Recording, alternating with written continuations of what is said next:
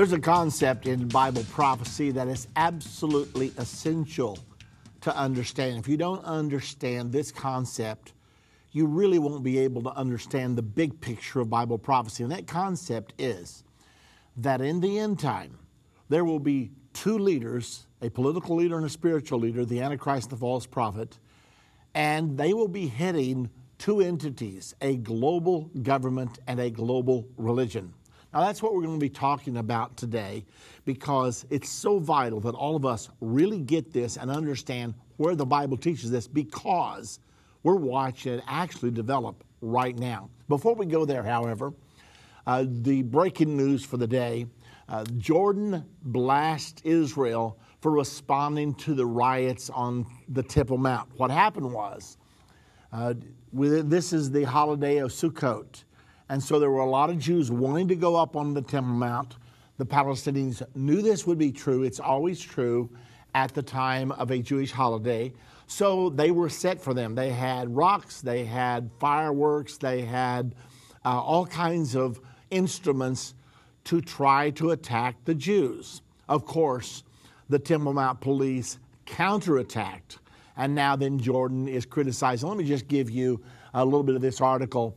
Hours after Arab rioters attacked Israeli security forces at the Temple Mount, Jordan criticized Israel on Wednesday over security forces' conduct in reaction to the riots. The forces of the occupation, you notice that's a favorite term that's always used in these articles. They always call Israel the occupation.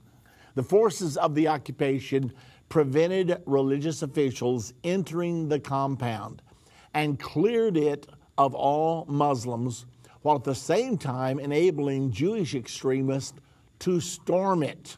Now, that didn't happen at all. When they say Jewish extremists stormed it, they mean they walked up on the Temple Mount to visit it. But it's put in these inflammatory terms. And to pray there with security forces protection. Now, I don't know whether the Jewish people were allowed to pray or not on the Temple Mount yesterday on the holiday of Sukkot. I don't know whether the Israeli police went that far or not. Now, if there were no Arabs around, I'm pretty sure that probably did happen, because all Jews are supposed to be able to have freedom of worship throughout Israel, except the Muslims, when they're there on the Temple Mount. The Jewish police are afraid that will endanger national security. Therefore, they stop the Israelis from doing it. Anyway, it says here that they prayed with the protection of the security forces of Israel. It goes on to say that government spokesman Mohammed Momini made this statement to the AFP news agency. He called on Israel to stop its devastating campaign against the Al-Aqsa Mosque, religious officials, and worshipers. Now, what he's really saying is they're on a campaign. You know what the campaign is? They want to be able to pray there. They want to be able to share the Temple Mount. That's the campaign to which he's referring and to which he's calling for Israel to stop. He slammed the police. They're firing of bullets and bombs inside the compound, which injured dozens of people. Everything in this whole article is exaggerated from my previous knowledge, but of course that's par for the course. Jordan, whose Waqf has had de facto rule of the Temple Mount since 1967 Six Days War, made the comments after masked Arab rioters threw fireworks and rocks at security forces on the Temple Mount on Wednesday, hours before the Jewish holiday of Sukkot. Riot police pushed the attackers back by setting up roadblocks, but it was not enough to deter the unrest. The rioters continued to throw rocks, bricks, and iron bars at police from inside the Al-Aqsa Mosque, while shooting fireworks at police and spraying an unidentified flammable liquid on them.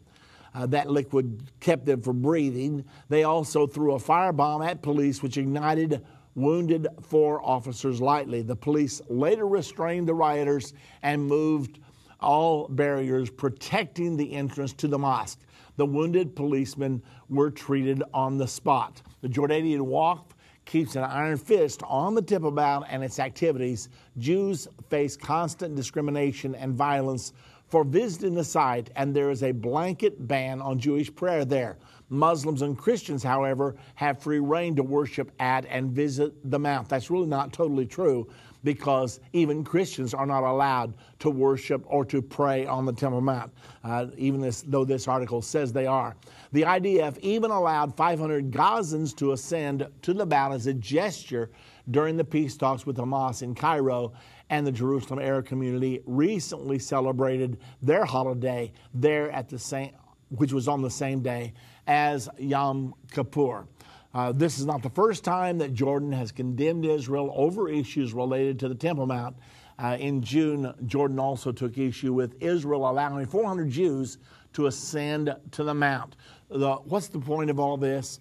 Well, the battle is on for the Temple Mount. The Bible teaches there will soon be a sharing arrangement once an Israeli-Palestinian peace agreement is signed, and that's what's so absolutely important about this. Now, there's another article which I thought was so interesting that appeared today. U.S. approach over the last 20 years to Israeli-Palestinian conflict has produced no results. Now, this appeared in the Jerusalem Post just yesterday. The thing that's so important is now then the Palestinians are saying we're going to the United Nations. The United States has not been successful as a mediator, therefore we're going to the United Nations. Just a part of this because we want to get to our main subject for today. The PLO ambassador to the U.S., Mayan Rashid Erakat, calls for the involvement of the United Nations and the international community in order to arrive at a formula that would be supported by the entire world. Mayan Rashid Erakat has served as the Palestine Liberation Organization's ambassador to the United States for the past 6 years. He was Director General of the Negotiation Affairs Department under Palestinian Authority President Mahmoud Abbas, while serving as the president's personal aide. So we can see here that the accusations are setting things up because Abbas plans to go to the United Nations within the next week or two. However, from the articles I'm reading, they're getting the feedback that this is not going to be openly accepted. So they may end up, rather than going there and being refused, they may end up withdrawing this plan because they may already have a promise from the United States that the U.S. will veto it. The U.S. does have veto power at the UN Security Council. So anyway, these are all things related to prophecy, and you might be interested to know that the Antichrist will be the head, or at least the recognized leader of the one world government of the end time. And the Bible says the Antichrist will participate in the peace deal that ultimately is going to happen between Israelis and Palestinians. So this move to the United Nations could in fact signal that shift already from U.S. mediation to involving the United Nations, and ultimately the Antichrist will appear from that force. Okay, now I've asked Jim Stiglman to sit in with us today. All of you are very familiar with Jim. He anchors our programs many times. However, he's sitting in as our co-host today, and so we're going to talk about this subject of world government and world religion working together.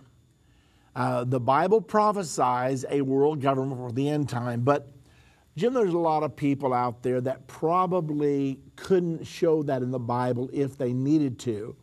And everybody wants to make sure they understand what's coming because it's definitely coming, and it's coming sooner rather than later. So walk us through how we know that there's going to be a world government in the end time. Okay, well, the readers or listeners need to remember that in Daniel chapter 7, and we've talked about this quite a bit, and if you're new, then listen up right now because this is very important to understand where we're going today. The Bible prophesies the different nations that will be on the earth when Jesus returns.